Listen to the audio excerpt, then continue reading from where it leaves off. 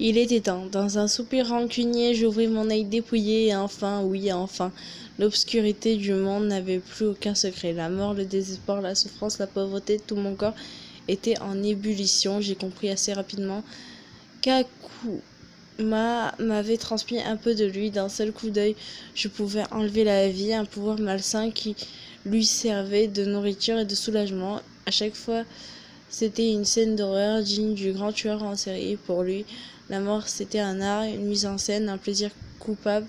L'esprit aux 1000 facettes exerçait sa propre vision des péchés capitaux. La première fois, l'Oni choisit l'avarice.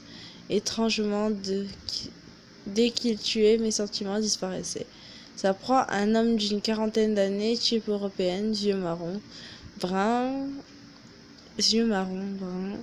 Il avait très semblablement réussi dans son métier socialement. Seulement voilà, ses affaires marchaient grâce à la manipulation et la corruption. Cet homme voulait toujours plus d'argent et de pouvoir. Akuma l'a mis en scène après avoir mangé ses mains qui servaient à prendre la vie. Sa vision de bas de monde a été si élaborée, le démon enfonça l'argent dans sa bouche du chef d'entreprise. Dans la bouche du chef d'entreprise, ensuite il allongea le corps raide et s'envit sur le sol glacé. Le nid prit une de ses plumes et la posa sur ses yeux encore ouverts et tremblants de peur, bien que la mort eût aussi. Puis il ouvrit de ses griffes. L'esprit prit pour le manger et laissa ses dépouilles au centre de la pièce. Ainsi tous ses proches pourraient observer que l'être qu'il aimait tant était un pur et simple pécheur, que les dieux sont venus réparer leurs erreurs. Ne pouvait-il pas s'arrêter là? Eh bien non, plus il mangeait, plus il avait faim. Non, c'est pas vrai. Non, je ne dis pas ça.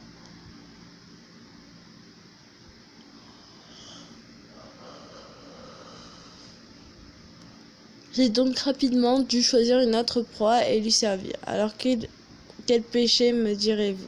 L'envie, quoi de mieux qu'un enfant pour représenter cette image? Une petite fille africaine, elle aimait regarder la télévision et elle pouvait envier les célébrités qui avaient toujours eu un beau sourire et de jolis vêtements. Cette petite fille, elle était si mignonne, mais sans aucune pitié. La bête lui coupa la main pour la déposer sur un champ de fleurs. Il laissa le corps assis devant la télévision, une main remplie de diamants et l'autre simplement vide. Ainsi, il montrait que seul un corps sans un esprit imaginatif pouvait passer à de telles choses. La colère, la luxure et la paresse, il la trouvait dans une seule et même personne, ce qui l'excitait beaucoup. L'homme le fascinait par ses différents et par sa complicité. Une femme, cette fois-ci, jeune sûrement, la trentaine, cheveux longs, prostituée et droguée. Belle mais fatiguée par le temps, elle était en colère contre la société, contre sa vie, contre les hommes qui la touchaient et contre son corps. La luxure était son métier et sa paresse était le fait qu'elle ne se contentait de cette situation. Pour elle, elle fit une exception. Akuma ne s'en est pas nourri, il a coiffé ses cheveux et l'a maquillée. Pour une fois, c'est une mort propre. Pas de sang, pas de cris, il l'a tuée avec un revolver qu'il plaça dans sa jeune main. C'en était terminé. Et puis voilà, qu'est-ce qu'il en restait? La gourmandise et l'orgueil. La plus facile était de loin la gourmandise. Tout le monde aimait se gaver. Le démon décida de ne plus s'y attarder car il y avait trop de travail.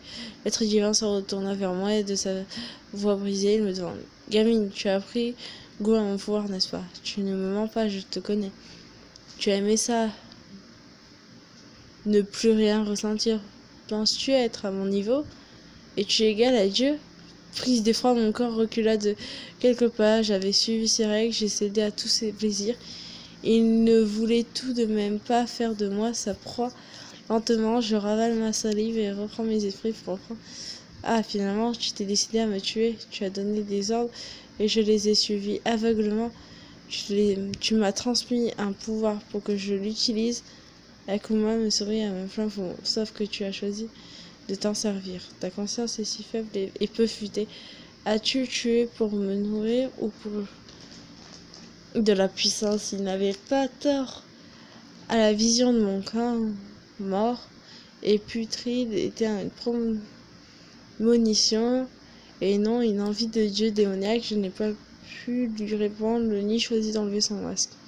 C'était de toute beauté, il n'avait pas de couleur, pas de visage, mais je ne savais pas pourquoi je l'avais trouvé sublime. Mon âme se fit aspirer, attirée par la lumière qu'il dégageait, et puis plus rien. Je n'ai plus de souvenir. Rappelez-vous que mon démon n'a pas de nom.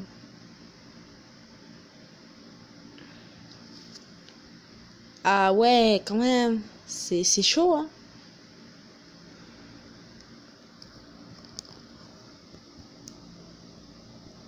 Écrire des mots, écrire des sons, écrire des couleurs, écrire des cours, écrire des droites, écrire ma vie, écrire ce monde, écrire pour être libre, écrire pour échapper, écrire pour une phrase, écrire pour une histoire, écrire pour écrire, écrire pour ne pas pleurer, écrire des étoiles, écrire des arcs-en-ciel, écrire pour dénoncer, écrire pourquoi, écrire pour lire comme toi tu es en train de le faire, écrire sans intérêt, écrire des mots inintéressants, écrire pour avoir confiance, écrire car c'est comme ça que je parle, écrire pour m'exprimer, écrire pour ne pas paraître si timide, écrire car maintenant c'est ça qui me fait vivre, écrire pour avancer, écrire pour réussir, écrire la fin de ce texte, écrire pour perdre des mots, écrire pour que mon cœur batte, écrire pour que je ne pourrais plus vivre sans, par simple besoin, parce que j'adore ça, écrire juste pour aligner des lettres et des lignes à peu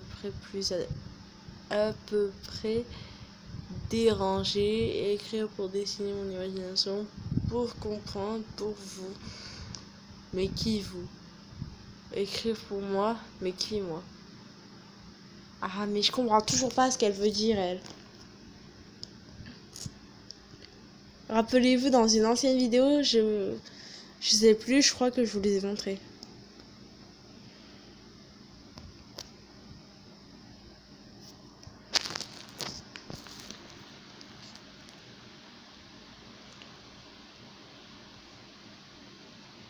Aujourd'hui, à Broadway... Oh, c'est la première fois que je le prononce bien. Je vous jure que c'est la première fois. Non. Ah, voilà.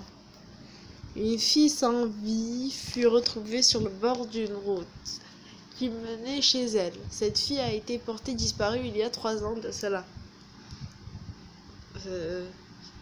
Quand même, on l'aurait trouvée si elle était au rebord d'une route.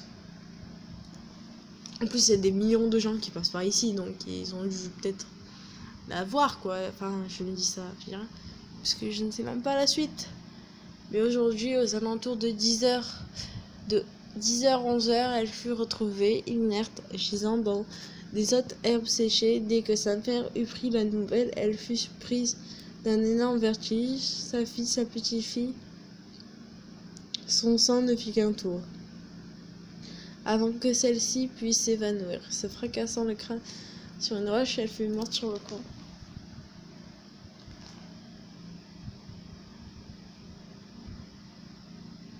Depuis cette année, le lieu de cet endroit...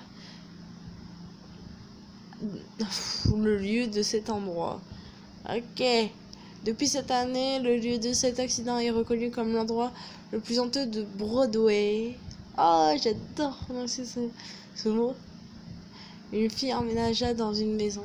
Pas n'importe quelle maison. La maison d'Alice, une jeune fille portée disparue durant 3 ans, avant d'être retrouvée morte dans des hautes herbes sur une route, accompagnée de sa mère Victoria. Ah, mais je comprends plus rien. De sa mère Victoria, morte dans un accident. La fille, aidée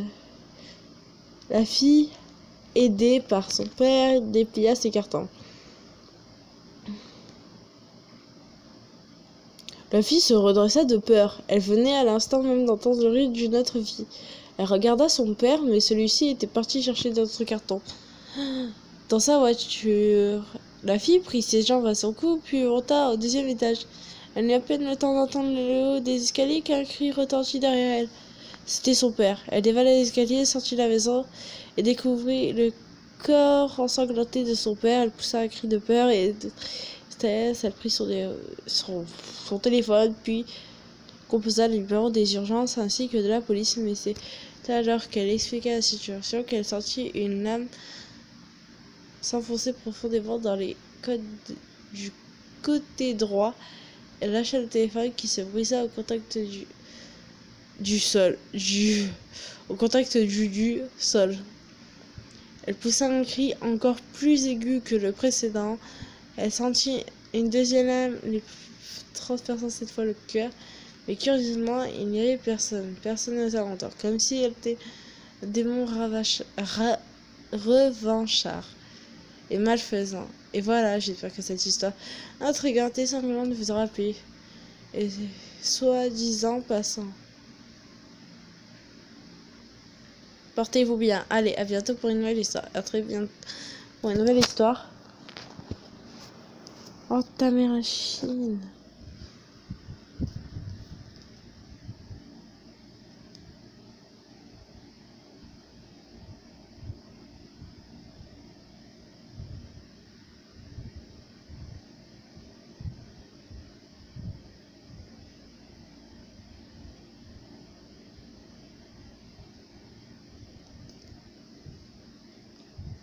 Ok.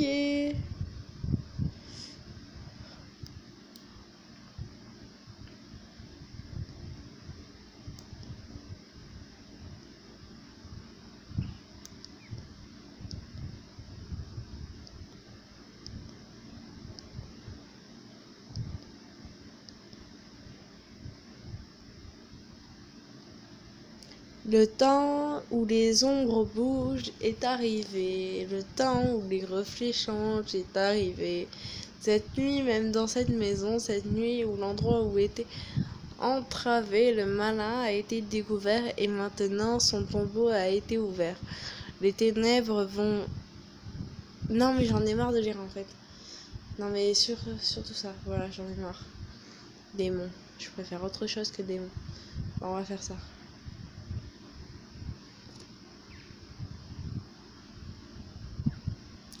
La petite fille. Attendez, je regarde. 12 minutes, ça va. Ma petite sœur est morte et je vais vous expliquer pourquoi.